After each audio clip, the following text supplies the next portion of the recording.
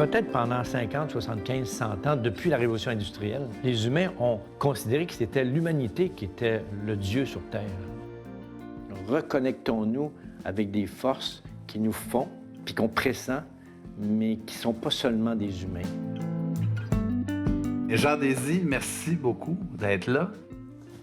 Je suis content. Jean, t'es poète, t'es écrivain, t'es médecin.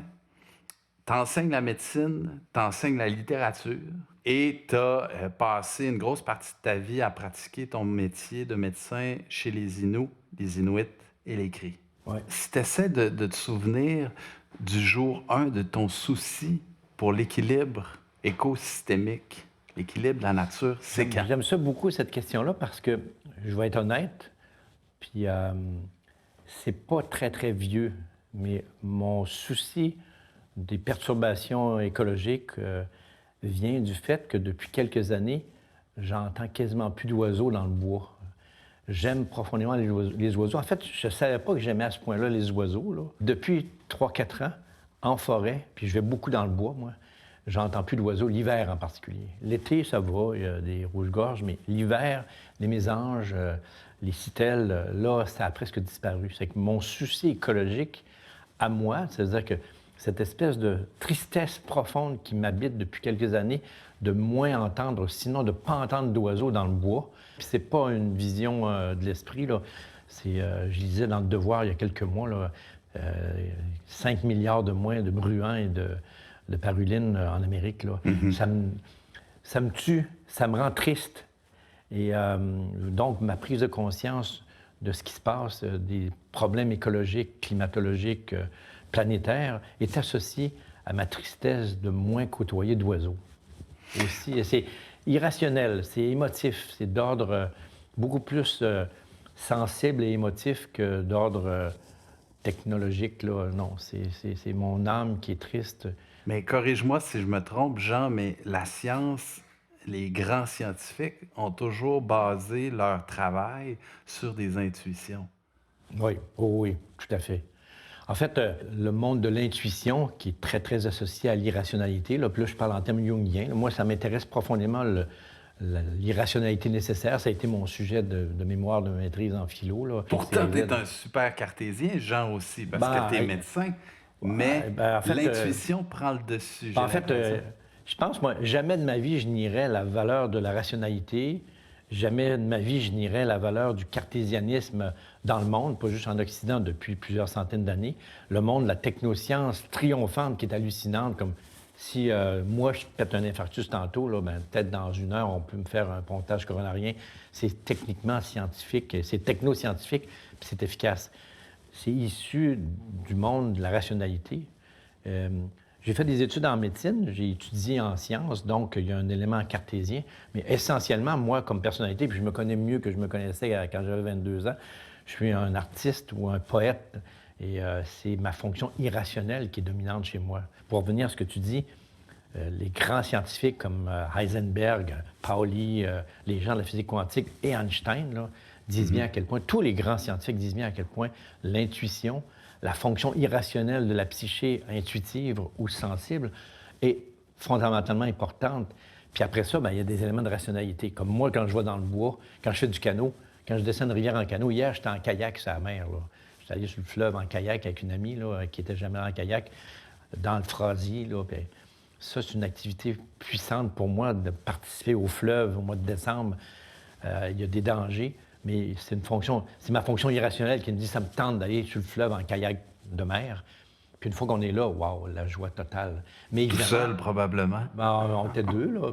Mais la fonction rationnelle vient faire en sorte que là, s'il y a un bateau qui passe, bien, en tout cas, je pense, moi, que la psyché humaine est en qualité, en état de qualité ou en état de santé lorsqu'on jongle de façon équilibrée avec des plus et des moins, avec les fonctions rationnelles et irrationnelles. Ça, c'est ma vision des choses. Mm-hmm. Et c'est pour ça que les artistes, qui sont souvent plus des irrationnels que des rationnels, moi, m'apportent beaucoup, mais on sent qu'il y a des limites à la seule irrationalité, comme il y a des limites à la seule rationalité.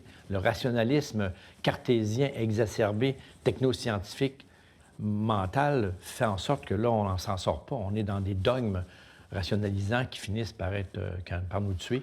L'économie, le néolibéralisme, l'utilisation des ressources puis de la nature à notre profit, ça participe à ça, au monde de l'hyper-cartésianisme? En partie, bien qu'on sente que c'est compliqué, c'est un long sujet de conversation, mais ce qui donne envie, ce qui fait que les humains doivent survivre dans le rapport à la survivance préhistorique, est lié autant à une fonction irrationnelle de dire « Hey, il faut que je tue une baleine. Là. Je suis un Inuit qui vit en 1353 le long de la côte de la baie d'Angava. Il faut que je mange. Faut que je mange.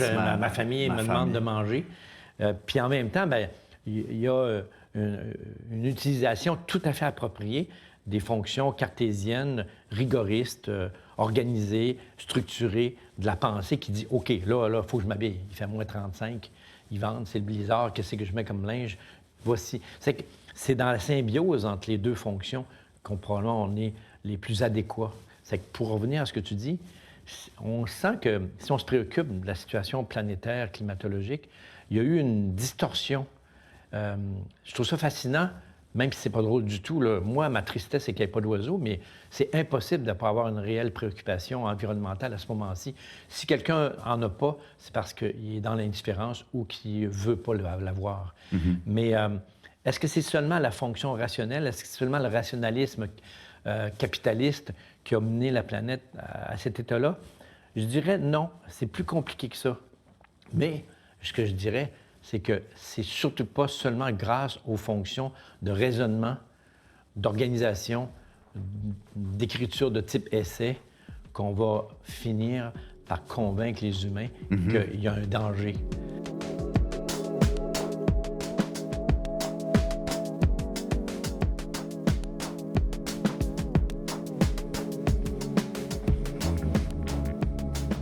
Qu'est-ce que ça change, la crise climatique, à mon point de vue? Il y a un côté extrêmement négatif. Là. On est en danger. C'est évident. Toute la planète est en danger, la planète humaine, puis la planète animale l'est depuis longtemps, mais en tout cas, il y a quelque chose de majeur. Si on voit les choses de façon positive, le rapport au sacré, comme le rapport à l'humanité, peut tout à coup prendre sa place et la crise climatique peut ramener les humains à une plus juste valeur dans le monde, sur la planète, entre les humains, dans le cosmos. Tu rejoins, Jean, corrige-moi si je me trompe, mais tu rejoins Mathieu Ricard qui dit, par rapport à la crise climatique, par exemple, qui dit « faut pas juste affliger les gens avec des chiffres, des statistiques, des catastrophes.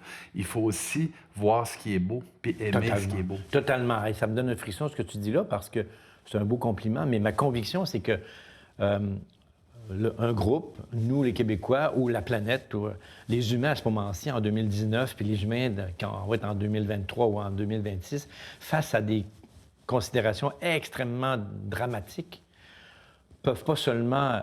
En fait, il y a des limites à dire à des humains, attention, là, il faut consommer moins de pétrole, sans ça, le climat réchauffe de 1,5 degré, là, puis les glaciers fondent. C'est vrai, mais je ne suis pas certain que c'est comme ça qu'on convainc un humain ou un groupe, une planète humaine, de changer ses comportements. Ou, moi, je pense que les humains sont faits pour être convaincus sur le mode affectif aussi.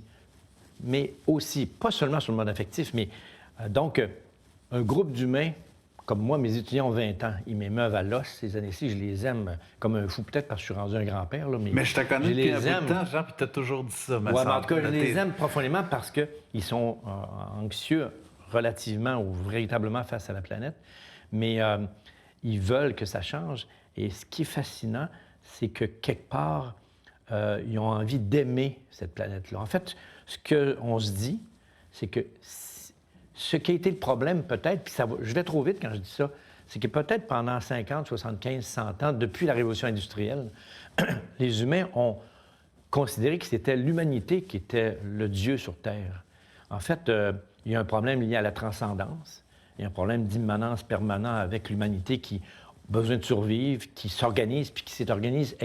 L'organisation humaine, pour qu'on soit 7 milliards, puis qu'on soit bientôt 8 milliards, est hallucinante. Wow, quel succès d'un point de vue espèce. Mais le prix à porter, le prix à payer, c'est que peut-être qu'on a cessé d'aimer les oiseaux comme les abeilles. Peut-être qu'on a cessé d'aimer une fleur qui apparaît au printemps. Aimer vraiment, là, aimer avec tout son cœur qui fait qu'il y a des artistes. Moi, j'aime les artistes parce que des fois, ils se mettent à pleurer, ils sont à genoux, ils peignent pendant 8 heures de temps une fleur à peine éclose, puis là, ça fait leur journée. Ça a l'air caricatural, mais si on aime son univers, son monde immédiat, là, il y a des chances qu'on ait envie de le préserver. Là, il y a des chances qu'on se dise, OK, je fais partie de cet univers-là. Mes étudiants me disent, moi, là, je fais partie de l'univers qui m'entoure, des oiseaux, des arbres. Moi, je vais jusqu'à dire que quand je suis dans le toundra, je fais partie des pierres. Moi, j'aime la haute montagne. J'ai fait le Mont Blanc, j'ai été faire des sommets en Alaska, mais quand tu es à 4000 mètres, la pierre a de l'importance. Est-ce que je suis une pierre? Ils iront pas fous, là, mais j'aime penser que la pierre me parle. J'aime penser ça, là. J'aime toucher la pierre parce que le pierre... Puis en même temps, aimer une pierre, est-ce que c'est débile profond? Si on aime la pierre, peut-être qu'on va avoir moins envie de la faire exploser ou qu'on va... En tout cas, on sent que tout tient à ce mot « amour » gratuit qui fait que si on aime, probablement qu'on va moins déviarger. Mais ce que tu dis, ça rejoint une phrase de Victor Hugo très simple qui dit « Aimer, c'est agir ». J'ai l'impression qu'il y a ça dans... Quand tu dis « aimer pour vrai », pour moi, c'est ça que tu dis. J'aime ça. C'est certain que aimer pour aimer sans aucune forme d'action, c'est toujours le même rapport. Les humains font des enfants probablement parce que c'est une des activités principales qui les mettent, ces humains-là, en état d'amour gratuit. Tu sais, je veux dire, t'es le père d'un enfant, quel que soit l'enfant, en général, les humains aiment leurs enfants par-dessus tout, plus qu'eux-mêmes même. Il y a beaucoup d'humains qui donneraient leur vie pour leurs enfants. Voici un acte gratuit d'action. Dire on aime la nature, mais dans le fond, on l'aime au cinéma, mais on l'aime à la télévision. Puis là, attention, genre, s'il faut qu'il pleuve trop, là, on n'aimera pas ça. Tu sais, on sent que, caricaturons, que les humains des grandes villes aimeraient ça que bientôt les villes soient couvertes de dômes pour qu'il neige pas, qu'il fasse pas trop frais, qu'il fasse toujours 21 degrés. En fait, ce rapport de relatif amour en est pas un si on n'accepte pas que de temps en temps, on se fasse brasser. Puis si on n'accepte pas, comme moi, je vis dans un pays nordique, j'aime mon pays profondément, puis que ce que je dis au monde qui arrive et qui n'ont jamais vécu ici, équipe-toi, mon homme. Ça te prend 6 sortes d'équipements si tu veux être heureux ici. C'est qu'à moins 39, cet hiver, ça ne peut pas y aller en chou-claque, je regrette. Puis cet été, peut-être que... Puis au mois de juillet, si tu t'en vas dans le parc de Laurentides, attention, là, t'es mieux de t'amener de l'huile à mouche. Parce que c'est bizarre, il n'y a plus d'oiseaux, mais il reste de la mouche noire en crime dans notre pays. Bizarrement. Ben, c'est peut-être qu'il va en avoir moins à un moment donné, mais en tout cas, des frappes à bord en Abitibi puis des mouches noires dans le toundra, il y en a encore. Mais en tout cas, mettons que... Donc, ce rapport à l'amour, puis... moi, je dis à mes étudiants, il y a 4 mots pour le mot amour en grec, là. Il y a l'amour éros, qui est un amour particulier. L'amour agapan m'apparaît l'amour le plus gratuit, le plus divin. Puis après ça, il y a l'amour philia, l'amour amitié. Mais cet amour-là qui fait en sorte que... moi, ma conviction, c'est que comme artiste, comme poète, comme philosophe, comme prof, comme humain, dans la mesure où, si je suis capable d'être en état d'amour sans estimer l'autre, sans l'envoyer promener, il y a peut-être plus de possibilités qu'il se passe quelque chose. Mais seulement sur le point de vue, je reviens à ce que tu disais tantôt, d'un point de vue cartésien avec des chiffres, je ne sais pas si on peut convaincre une humanité. Moi, en tout cas, comme poète, on ne me convainc pas. L'humanité en mode de sauvetage, de survie, qui doit aimer son monde, doit recommencer à aller se promener sur l'eau, doit commencer à canoter, doit commencer à marcher, à faire des excursions, à faire du ski de fond. Le retour ou le rapport à la nature est foncier. Si un groupe d'humains est trop sorti des forces naturelles, bien à ce moment-là, il ne faut pas se surprendre que, dans le fond, il s'en sac peut-être pas tant que ça, mais oui, il s'en sac. Il y a une déconnexion. Il est déconnecté, puis l'indifférence, finalement, est probablement le pire des défauts. Ces années-ci, il y a comme j'ai l'impression qu'il y a un champ qui s'ouvre au niveau de la médecine, je vais appeler ça la médecine environnementale, mais tu me corrigeras, mais de faire une corrélation entre nos corps puis nos pathologies et l'état du monde. Oui, tout à fait. Toi, tes observations, est-ce qu'elles te mènent à faire une corrélation de ces deux choses-là? c'est évident qu'un humain avec sa vie, ses pathologies potentielles ou réelles, comme un groupe d'humains, il y a un lien extraordinairement important avec l'environnement. Avoir la prétention de se couper de l'environnement, c'est idiot. Ce que je dirais, par exemple, c'est que la technoscience extraordinaire qui existe, jamais de ma vie je remettrai ça en question, fait en sorte que la médecine actuelle, depuis 50 ans, propose des thérapies mécanistes extrêmement performantes. On remplace une hanche, comme on remplace une artère coronarienne, comme on enlève une tumeur cérébrale. Où le bas blesse, c'est dans tout ce qui n'est pas mécanique ou mécaniste. Un des auteurs les plus marquants que je n'ai pas lu dans la dernière année, c'est Rupert Sheldrake, un biologiste anglais qui a un livre qui s'appelle « Réenchanter la science ». Il propose d'ouvrir le champ d'expertise pour ne pas restreindre ça à la seule science mécaniste. Donc, pour ramener ça à ta question... De prendre en compte le cœur. Le cœur, puis aussi... Ce qu'on appelle l'âme. Oui, l'âme. Bien, je veux dire, la maladie actuelle vient aussi du fait que la science peut peu de choses, sinon rien, vis-à-vis des grands enjeux psychiques, anxieux qui sont créés par le fait que les humains sentent qu'ils sont partie prenante du problème climatique, mettons.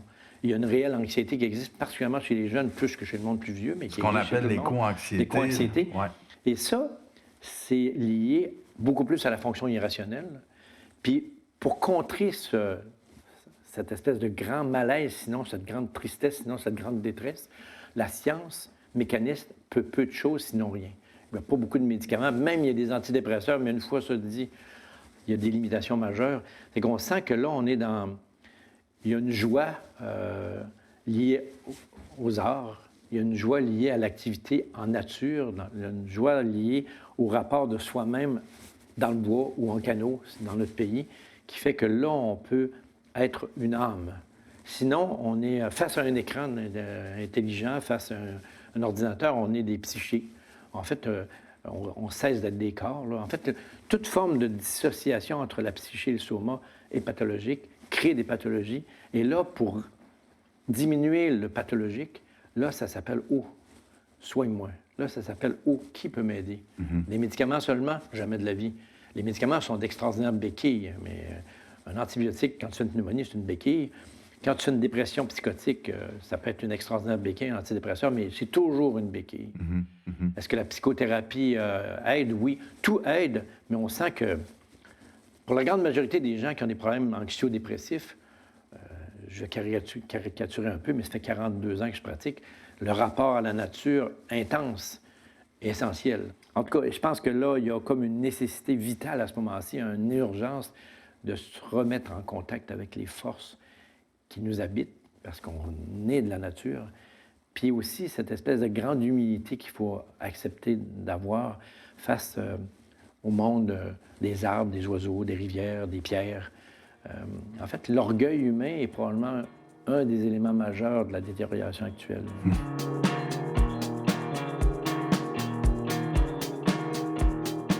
Ça a l'air un peu naïf, mais peut-être que c'est un moment clé pour reprendre contact avec une vision plus transcendante du monde, puis aussi remettre du sacré dans notre rapport à nous-mêmes, aux autres humains, comme au reste de la planète, comme aux animaux, etc. Tu parles de rapport aux écosystèmes, aux vivants qui nous entourent. Tu parles de communauté, puis tu parles de la vie spirituelle. Est-ce que tu penses que ces trois choses-là expliquent notre déconnexion? Parce que ça me semble... Tout ça me semble assez étranger au monde d'aujourd'hui. Je pense, moi, que l'humanité sécularisée, qui a, pour bien des raisons, refuse le religieux ou les religions, se déconnecte d'une part du sacré qui existe en chacun. C'est que la difficulté, mettons qu'on accepte un monde sans religion, à cause de toutes sortes de problèmes ou d'écueils majeurs, il faut garder quand même essentiellement un rapport au sacré au monde. Si le monde cesse d'être sacré, si on s'en sacre, pour parler en québécois, si on désacralise le monde, si le monde devient une banlieue comme le Bois-Ramel, je regrette, là, je veux dire, hideux, bien à ce moment-là, on sent que voici une des raisons de la détérioration et du climat et de l'écologie, en fait.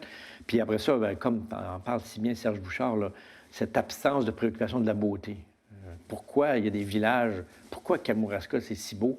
Probablement qu'il y a un groupe d'individus qui ont gardé l'espèce sacrée, entre guillemets, de maisons, de couleurs, de rapport au fleuve, de rapport. C'est que si c'est sacré, bien là, tu t'en sacs pas, puis là, tu fais attention plus, puis là, tu n'es pas obligé d'avoir une loi qui dit, mais là, tu vas mettre un panneau vert, là, en tout cas. Puis l'autre élément aussi, c'est que plus tu es intégré aux forces des arbres autour de toi, comme à l'île d'Orléans, c'est beau, parce qu'on sent que il y a des maisons qui sont bâties en fonction de la beauté des chênes qui étaient là. J'exagère pas, là. Non. Tu construis une maison, il y a un chêne de 183 ans à côté de chez toi, tu vas la bâtir en fonction du chêne. Puis de ses branches, puis de la beauté de l'affaire. C'est que ta maison s'inscrit dans... Il y a une réelle préoccupation consciente et parfois inconsciente avec ces forces-là. Je veux dire, on sent que le bungalow standard proposé par les Américains depuis les années 50 dans les banlieues est peut-être... En tout cas, et sûrement pas le lieu de vie le plus favorable à la sacralisation de ce qu'on a envie de faire. C'est en tout cas l'expression du cartésianisme, encore une fois, de dire, bien, ça va être plus fonctionnel quand tu rentres de l'épicerie avec tes sacs, c'est ta ça. maison. On sent que le cartésianisme, à ce point fonctionnel, est un tueur de sacré, puis un tueur aussi de beauté. C'est pour ça, moi, je pense que sans spiritualité, sans rapport spiritualiste au monde, puis j'ose avouer, même sans religieux, en fait, je pense que le religieux demeure un moyen exceptionnellement efficace pour des groupes, peut-être pas pour des individus, mais pour des groupes, pour se dire, garder pied, méditer, prier. Religieux, ça vient de relier. Ça veut juste dire que cette espèce de négation particulièrement québécoise de tout ce qui est religieux, bien que ça soit compréhensible, crée problème parce que quelque part... mes étudiants, moi, en médecine, m'ont demandé de leur organiser un camp littéraire de brousse au mois de mai l'année passée. On était 11 dans le bois. On a fait un feu de camp de 8h à minuit et demi. Il y a 2 gars qui jouaient de la guitare là, de 21 ans, puis les 2 tiers de leur tune étaient en français. C'était un moment religieux, je regrette. Il n'y avait pas de prêtre, mais c'était un moment profondément religieux. Il y en a un qui a osé parler de mystique. Il était dans un état mystique. Mais moi, je ne faisais pas de discours mystique. Là. On a fait une marche pendant 8 heures. Il y a une jeune fille qui a serré des arbres dans ses bras au moins 7-8 fois. Elle était un peu à côté. Une fille de 22 ans, étudiante en médecine, qui serrait des arbres. On rit, puis en même temps, on rit, mais c'est pas drôle. Il y a quelque chose là-dedans qui est la clé, d'après moi. C'est profondément émouvant. Là. Je veux dire, si tu t'en vas dans le bois avec du monde de 21 ans, toi, tu es un ancêtre, tu as 65 ans, tu es le chef scout. Puis là, il y a du monde qui serre des arbres. Là. Tu les arrêtes pas. Il ne faudrait pas qu'elle serre l'arbre pendant 3h15, là, mais un petit peu, là, il y a quelque chose d'émouvant. Mais qui n'a pas serré d'arbre dans sa vie? Qui n'a pas un jour serré un gros chêne quand personne ne le voyait en disant... C'est une sacrée bonne idée. C'est une sacrée bonne idée. Puis il faut... Tu sais, parce que c'est un geste qui exprime exactement ce que tu dis depuis le début, c'est qu'il faut retrouver une connexion, un lien avec le reste de la vie. Oui. Puis que ce ne soit pas seulement humain. Ce qu'on entend en poésie, dans les slams, ce que le monde de 18 ans, 15 ans, 19 ans, 23 ans disent, plus que les plus vieux, reconnectons-nous avec des forces qui nous font, puis qu'on pressent, mais qui ne sont pas seulement des humains. Moi, qu'est-ce que ça change? Est-ce que je dois changer ma façon d'être? C'est évident que ça me met en situation de grande interrogation sur qu'est-ce que je peux être, qu'est-ce que je dois être pour l'avenir. L'affaire, c'est que si j'avais 21 ans, je pense que je serais plus profondément anxieux parce qu'il m'en resterait plus longtemps à vivre. Mais j'enseigne, puis ça me rend fou de joie, puis mes étudiants ont 20 ans. C'est que parce qu'ils sont préoccupés avec justesse de la situation climatique, mais ce que j'aime profondément, c'est être préoccupé avec eux, puis les accompagner comme aînés grâce à la littérature. Et là, ça prend beaucoup de sens.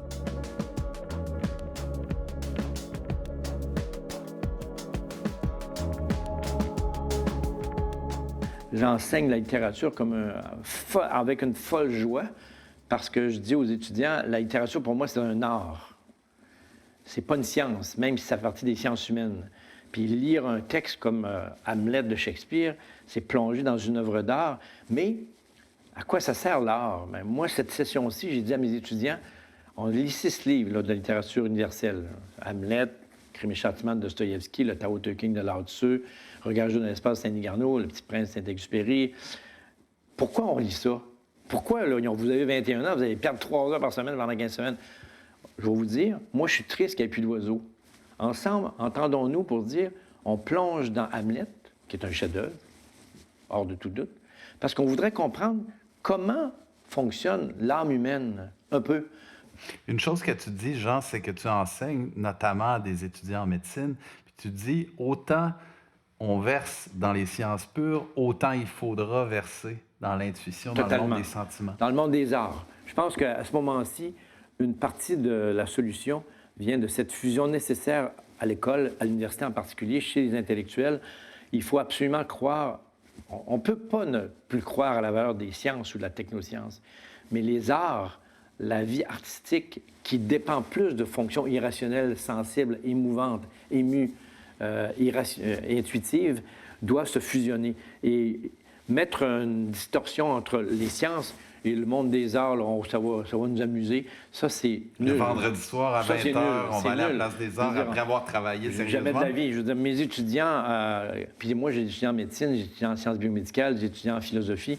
À 21 ans, ils sentent bien à quel point la préoccupation artistique, mais dans le sens le plus large, la poéticité du monde, j'aime beaucoup ce mot-là, je fais des entrevues ces temps-ci avec plein de monde, est nécessaire dans la mesure où on garde pied dans un équilibre. On va être 8 milliards bientôt, là. Je veux dire, moi, je dis à mes étudiants, quand je suis né, on était peut-être 3 milliards sur la planète. Ciboulette, ils ont dit, avez-vous 250 ans, monsieur? Non, non, je veux dire, il y a quelque chose qui a réussi, là, je veux dire, mais sur le mode cartésien, sur le mode fonctionnel, sur le mode utilitaire. Les humains sont capables de grandes choses, mais il faut qu'il y ait la contrepartie artistique, ce qui fait aussi que, je pense, moi, que artistiquement, humblement, un humain qui s'insère dans le monde de la nature, avec sa nature, va accepter de restreindre sa consommation, peut-être. En fait, le monde dans lequel on s'insère, si je vais être sévère, le monde dans lequel je dois vivre pour aller enseigner, c'est un monde où la grand-messe, c'est le dimanche matin pour aller chez Costco. Voici un monde pervers qui vire à rien, parce qu'une fois que tu as satisfait ton besoin en achetant 850 rouleaux de papier de toilette parce qu'il est en réduction, bien là, une fois que tu t'es torché 3 fois, t'es correct. T'es plus joué. N'importe quoi. Je caricature, mais c'est vrai. Il y a du monde qui remplissent des pick-up de papier de toilette parce qu'ils l'ont vendu moins cher chez Costco. Excellent. On va finir là-dessus, Jean. Ouais. Merci beaucoup. Merci beaucoup. Merci à toi. Hey, bonne.